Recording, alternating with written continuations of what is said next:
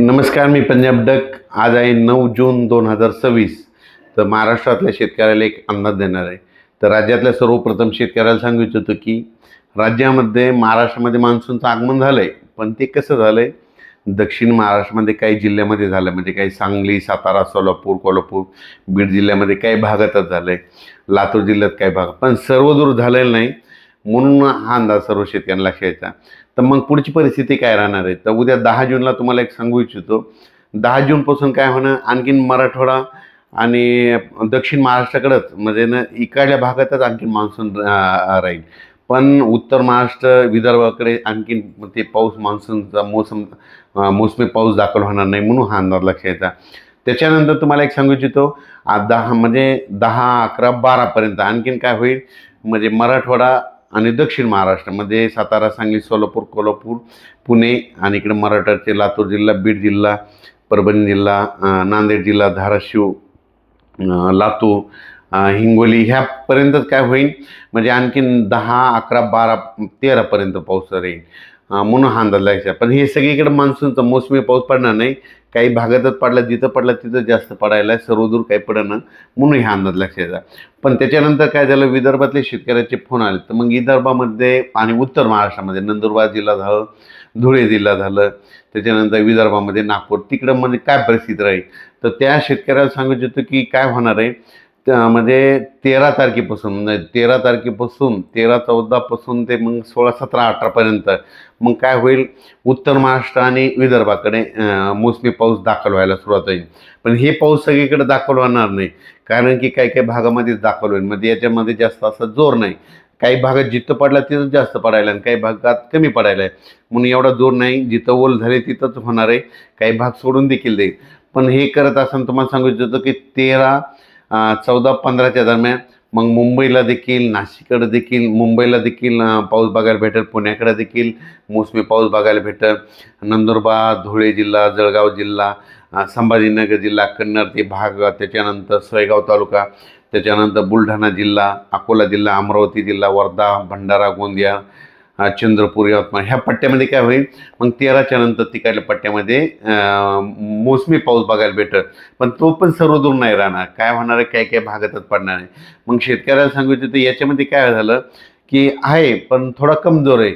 तर शेतकऱ्याला एक विनंती की जमिनीमध्ये जर ओल असेल तरच पेरणीचा निर्णय घ्या, नसता घेऊ नका. मी पहिल्यापासूनच म्हणलं होतं की यावर्षी पेरणीचे 3 टप्पे होणार आहे. एक 7 ते 14मध्ये, मग आता दक्षिण महाराष्ट्र, कोल्हापूर, सांगली तिकडे पाऊस झाला, त्यांच्याकडे ओल असेल तर ते पेरणी करू शकते, समजा की ते त्यांचा निर्णय घेतील.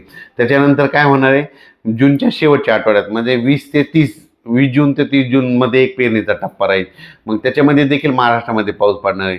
आणि त्याच्यामधून जर काही शेतकरी उरले तर 10 जुलै ते 15 जुलैमध्ये पाऊस येईल आणि त्याच्यामध्ये सर्व शेतकऱ्याची पेरणी होणार आहे. म्हणून हा अंदाजाच्या. पण उत्तर महाराष्ट्र, खास करून उत्तर महाराष्ट्रातल्या शेतकऱ्याचे काही मिरची लागवड आहे, त्यांच्या विहिरीचे पाणी संपले आहेत. मग ते पाऊस येण्याच्या प्रतीक्षेत आहेत. तर त्यांच्या उत्तर महाराष्ट्र, कन्नड तालुका, सिल्लोड, भोकरदन, त्याच्यानंतर जळगाव जिल्हा, नंदुरबार जिल्हा, धुळे जिल्हा, त्या शेतकऱ्याला सांगू इच्छितो की पारोळा तालुका, की तुमच्याकडं मात्र 13 तारखेपासून, 13 जूनपासून ते 17, 18पर्यंत दररोज वेगवेगळ्या भागामध्ये विखुरलेल्या स्वरूपाचा हे मोसमी पाऊस दाखल होईल. सर्वदूर नाही पडणार, पण वेगवेगळ्या भागात पडणार आहे. म्हणून हे अंदाज शेतकऱ्यांनी लक्षात घ्यायचा. त्याच्यानंतर विदर्भामध्ये देखील अशीच परिस्थिती राहील. विदर्भामध्ये देखील काय होईल, 13 जूनपासून ते 17, 18पर्यंत, 13, 14, 15ला, 18, 17, 18च्या दरम्यान तिकडे विदर्भात देखील काही जिल्ह्यामध्ये दाखल होईल. पण हे सगळीकडे दाखल होणार नाही, काही भागात होईल. 20 जून ते 30 जूनमध्ये होईल. मग त्याच्यामध्ये मात्र आणखीन जवळपास खूप ठिकाणी भरपाई झालेली दिसत. म्हणून शेतकऱ्याला सांगू इच्छितो, पेरणी करत असताना निर्णय स्वतः घ्यावा. कारण की काय होतं, जमिनीमध्ये ओल नसाल, 4 बोटावर पेरणी केली तर ती फेल जाते. म्हणून चांगली ईदभर ओल गेल्याच्यानंतर शेतकऱ्याने पेरणीचा निर्णय घ्या.